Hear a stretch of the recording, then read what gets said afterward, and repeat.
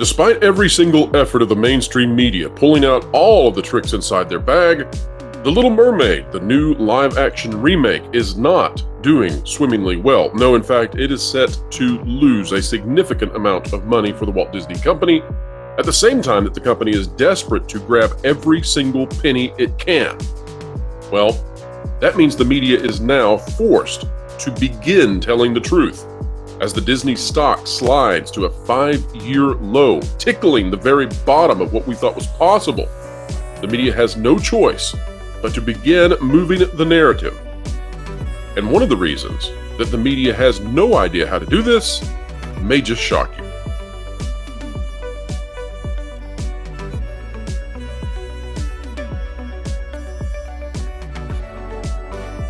And welcome back, folks. We are here to explain entertainment. Keep you ahead of the culture curve. It's a joy to do that. So happy to have you with us.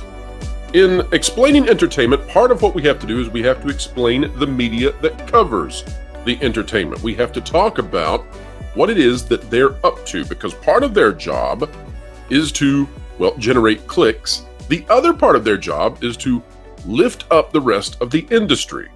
And today, we're going to look at how the media is beginning to navigate a situation that is very messy for them.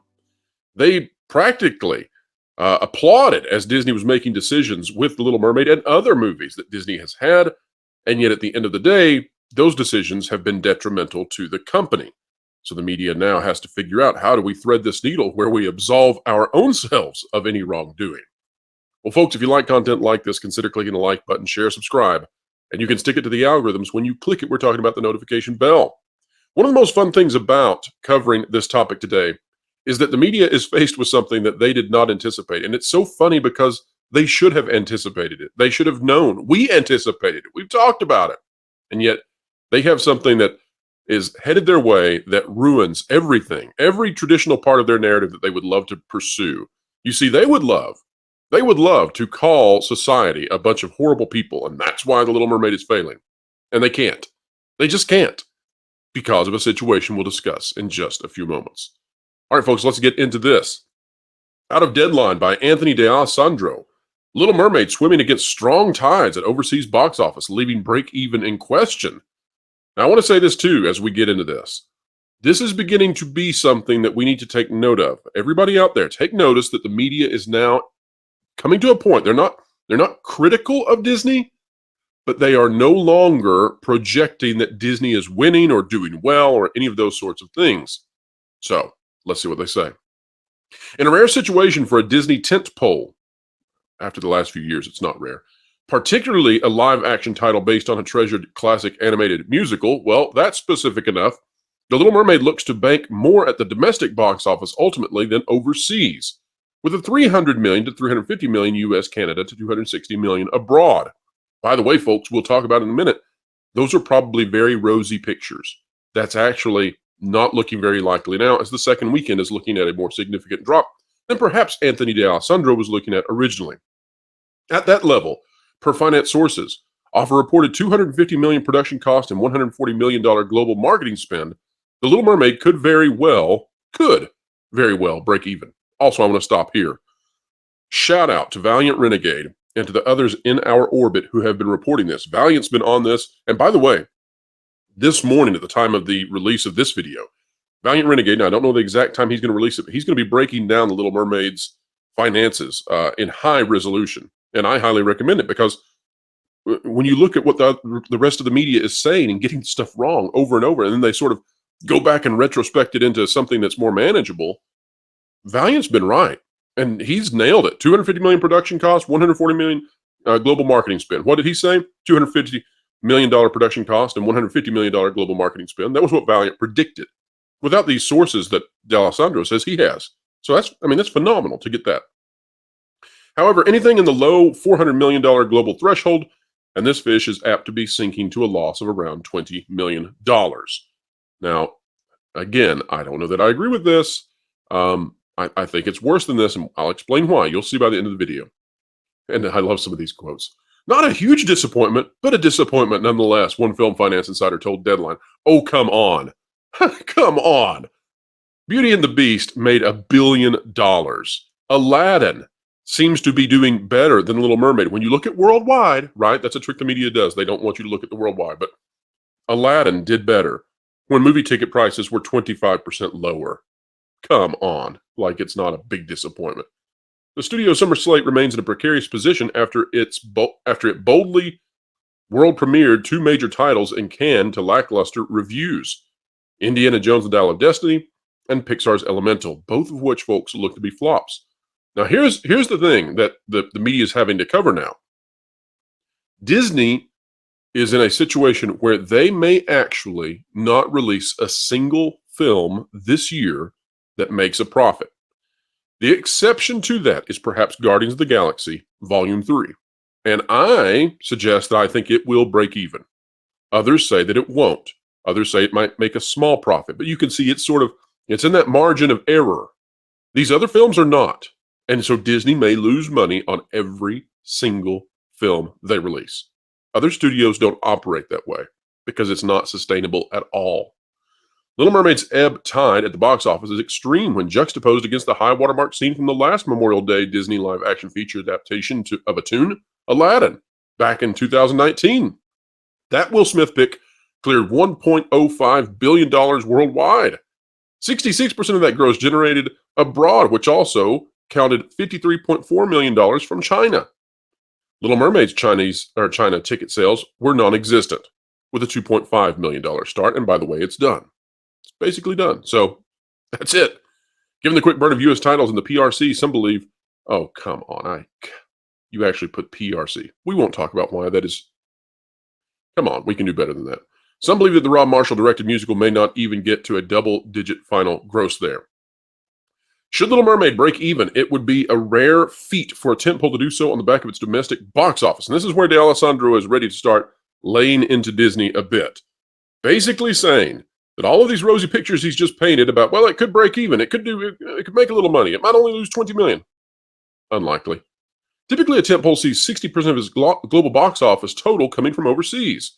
Typically, Disney titles seeing 50-50 splits between domestic and international box office, or movies such as 2018's Christopher Robin, and 2016's Pete's Dragon.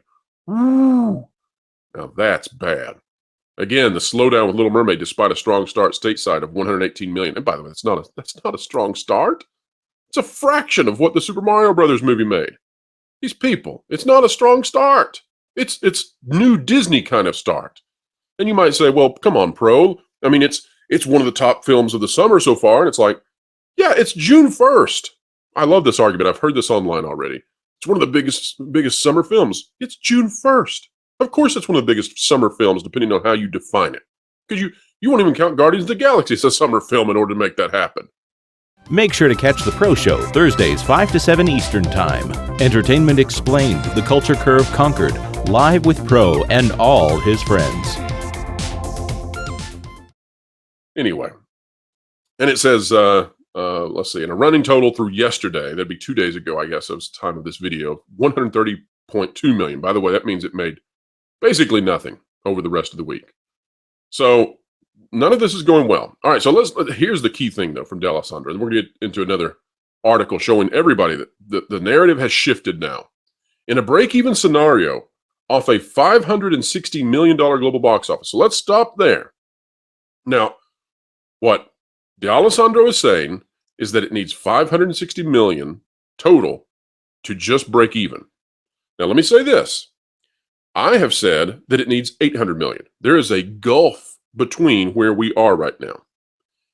And I think that how this is being arrived at is, and if you look farther into this, if you look farther into this paragraph where they talk about domestic pay and TV and global home entertainment, the paradigm is being shifted now.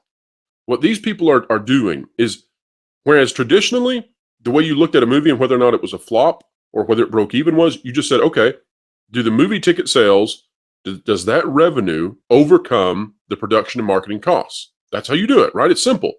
Did we make more money than we spent at the movie theater?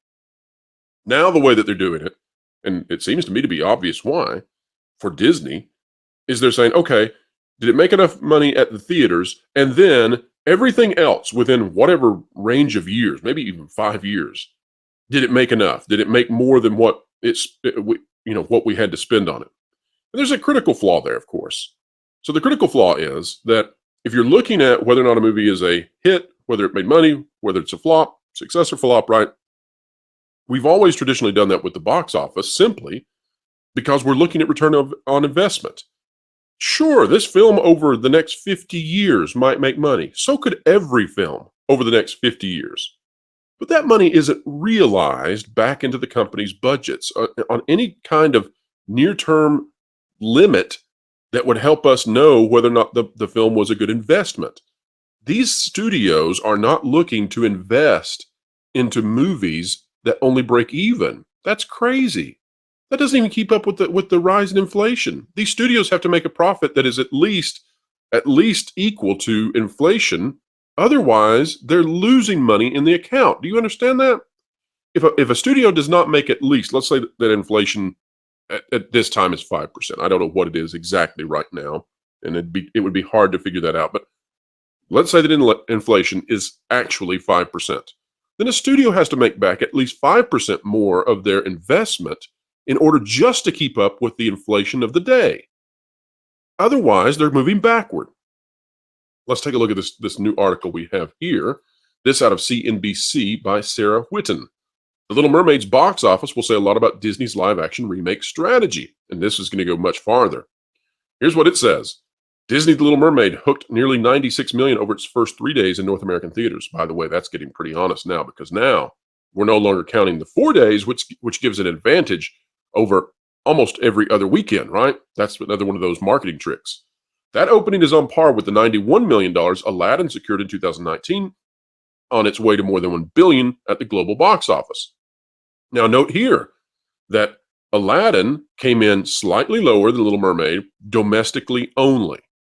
And then the other thing to note is, because those movie ticket prices are 25% higher now than they were in 2019, The Little Mermaid has less people going to see it.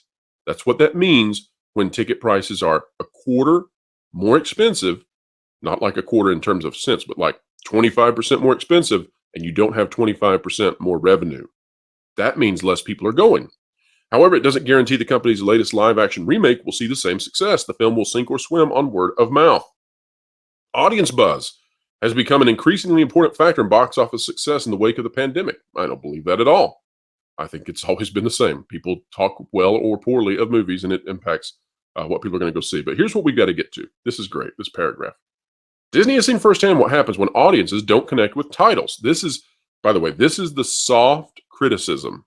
Okay, this is the mainstream media, the mainstream industry analysts, who, by the way, have promoted this kind of stuff. Now, I don't know about this individual writer, but they've promoted this sort of stuff in general, and now they're having to walk that back. They don't want to be in the stink that Disney is in. Remember, they hated the Mario movie, right? And the Mario movie did Bonanza, and they generally love Disney movies, and they've not been doing well. And so this puts them in a bind. They're in a much bigger bind, though. Wait till we get to that. Disney has seen firsthand what happens when audiences don't connect with titles. The studio, which is known for its animated content, saw two of its recent releases, Lightyear and Strange World, flounder, that's a pun, at the box office. Neither film was too well received by critics, and previous releases, going straight to Disney Plus, confused consumers about where to see the films. By the way, this argument that because they're going straight to Disney Plus, consumers are just waiting for them to go to the streaming, that may have some merit.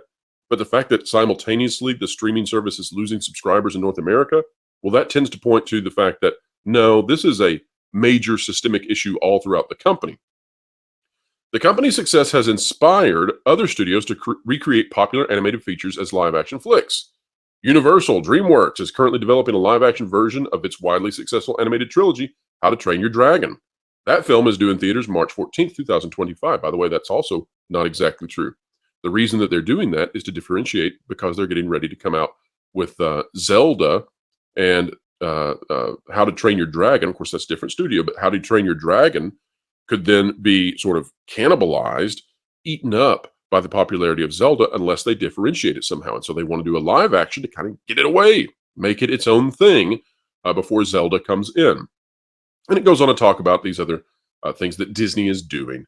But let's take a look at this, because this is kind of fun. This graph is meant, I believe, to make it seem like Little Mermaid's doing much better than it is. So, and I want to show you how this works. Again, we're explaining entertainment, explaining how the media manipulates the narrative for you. So let's take a look. Disney live action remakes at the global box office. Now, you might think that as we look at this graph, that perhaps we're going to see live action remakes, but you're not. No.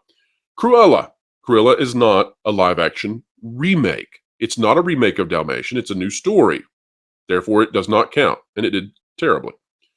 Maleficent, also not a live action remake. It does not remake a story at all. The Lion King, well, it's not live action, but it's a remake. It's a CGI remake, and I've never liked how this thing has been categorized, but okay, live action remake. If you want to put it there, fine.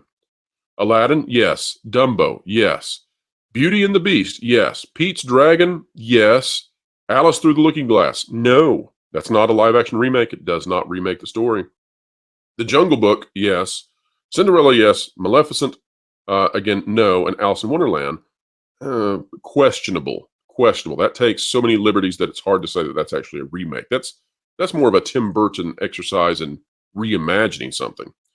And so partially what's going on here is that so many of these non-live action remakes are being thrown in that did poorly in order to make it seem like, well, the Little Mermaid is okay. It's doing okay.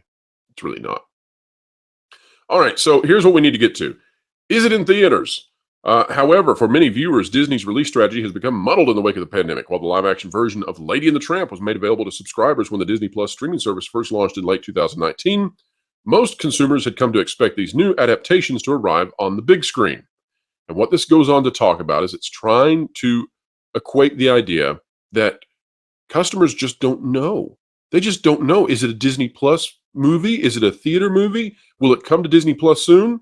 And that's just simply not the case. Most people just look and see what's on at the theaters right now. That's how that works. Most people see the toys show up at the stores or the Happy Meals show up and they're like, hey, we should go take our kid to go see this film. That's how that works.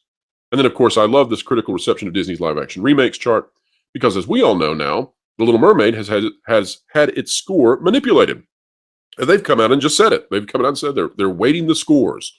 They put out advisories. Overseas, they have put out statements that review, we can't even say the word. It starts with a T and ends with errorism. But review that word is part of what's going on to keep the movie down. It's craziness.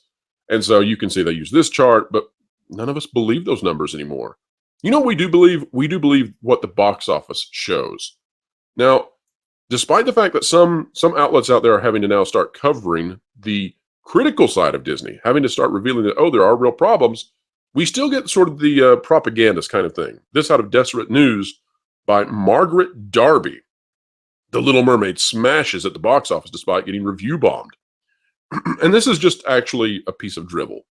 All this does is go through and claim without any kind of evidence that this movie is being review bombed all over the world and that it's doing incredibly well in spite of it, and it isn't.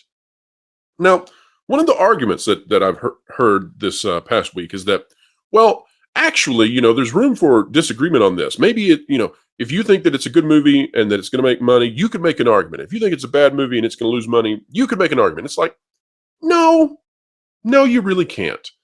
Because in the world of film, there is a binary situation here. Did the movie make enough money to warrant its investment, or did it not? In other words, did it make money, and by that I mean at least enough to outpace inflation, or did it not? If it makes enough money, then it's a success. And if it doesn't, then it's a flop. And that's really how simple it is. And this movie is on the way to being a flop. Now, let's get into the best part of this video. I'm so glad that you've hung in there with me as I show you what's really going on. This is good stuff. Out of Box Office Pro by Sean Robbins, May 31st. Weekend box office forecast: Spider-Man Across the Spider-Verse and The Boogeyman. After a strong Memorial Day frame led by The Little Mermaid's positive start, June is set to kick summer box office to the next level with the highly anticipated release of Sony's Spider-Man Across the Spider-Verse. If there were any doubt that families have been eager for more content, the massive run of the Super Mario Bros. Movie expelled it over the past 2 months, setting a stage for the next tentpole animation to command audience interest. thanks to the breakout success of 2018's Into the Spider-Verse, which earned $190 million domestically. That's exactly what looks to happen this coming weekend, with the frontrunner for summer's animation title swinging into more than 4,200 theaters. Now, here's what we need to look at. Let's go down here to the chart, and you're going to see why the media is stuck. I mean, they are just stuck right now.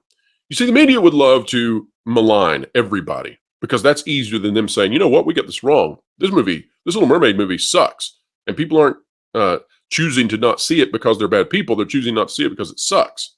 That'd just be hard for them to accept. And they would have to have egg on their face. But here's their problem.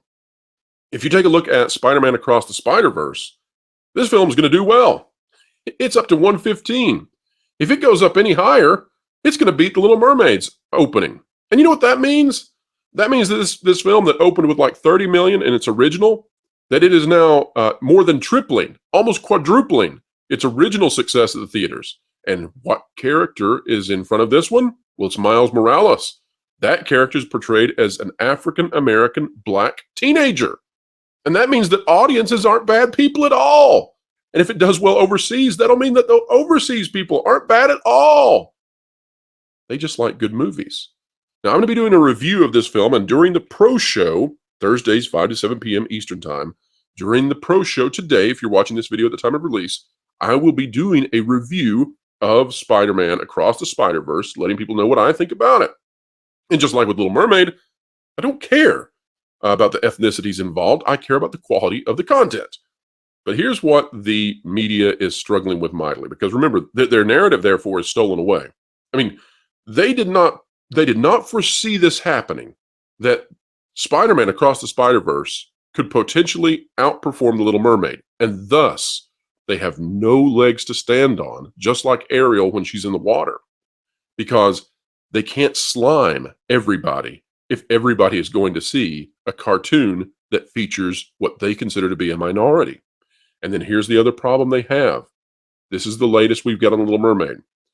If you remember back when I was talking in a video about what this movie needed in order to be able to break even, I said it's got to hold at least the drop to 50%. It really needs better than that, but it has to hold it to at least 50%.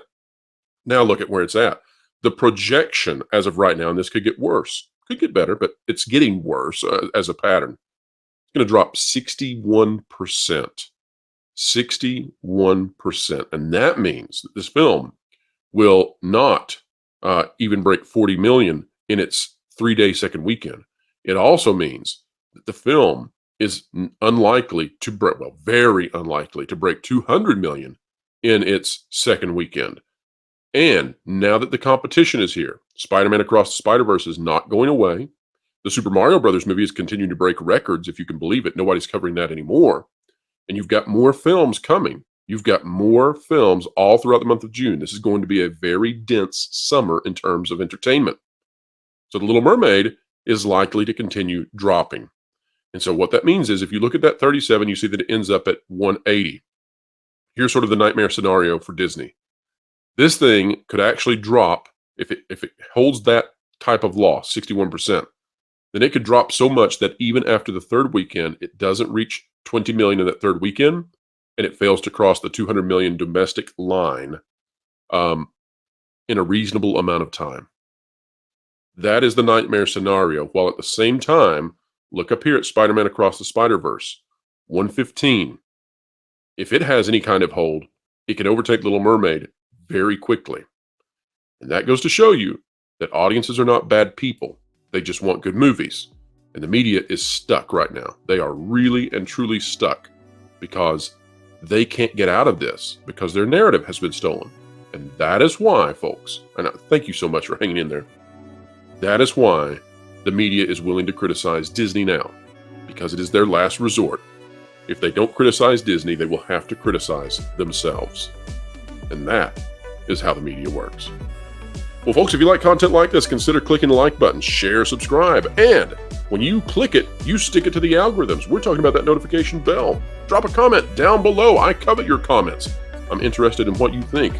Yes, usually on this show we have guests and panelists, and we're going to have plenty of that on the pro show later today. Make sure you stop by. Also this afternoon, we're going to have another video where we're going to be talking about some of those records that the Mario Brothers movie is continuing to break. It's amazing, and it's getting absolutely no coverage, no oxygen in the room for Mario and Luigi. But they're doing fantastic. We're going to talk about it with Lauren Connor. I think you're going to really enjoy that video. Folks, wherever you are, whatever you're doing, keep learning, keep growing, and keep having fun. I just found out to get WDW Pro's information, where he gets his sources. I can't believe he uses. Wilton! What? We got a job to do. It's easy to hack into WDW Pro's computer. You're kidding me. That's awesome. You know any other stuff? Yeah, just Jonas Campbell told me. Sweet. Said Pro underpaid him or something. A few minutes later.